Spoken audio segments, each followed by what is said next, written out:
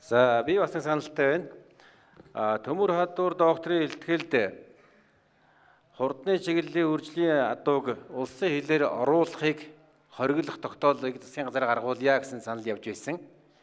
Энийг одоо дэмжиж энэгээр санал хураалгаад их хурлын гишүүд одоо энэ саналыг дэмжих юм бол бид нар энэ талаар саналаа засгийн газар төргүүлэх саналтай байгаамаа. Сүүлийн жилүүд асар их одоо олон тооны эрлий задуу орж ирсэн, чөлөөтөө оруулсан.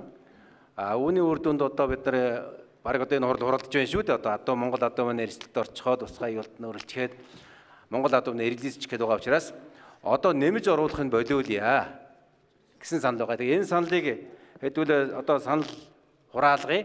Тэгээ дэмжигдэх юм бол үнээр их хурлын одоо гишүүдийн саналыг одоо засгийн газар дуламжид тогтоол гаргуулъя гэсэн энэ чиглэлээр ажиллах гэж байгаа маа. Тэгээд хурдны чиглэлийн үржлийн адууг улсын хилээр оруулахыг хориглох тогтоол шийдвэрийг засгийн газар гаргуулахыг дэмжиж байгаа улсууд гараар өргөнө.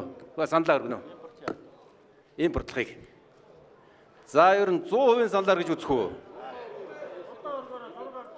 За 100% дэмжигдлээ.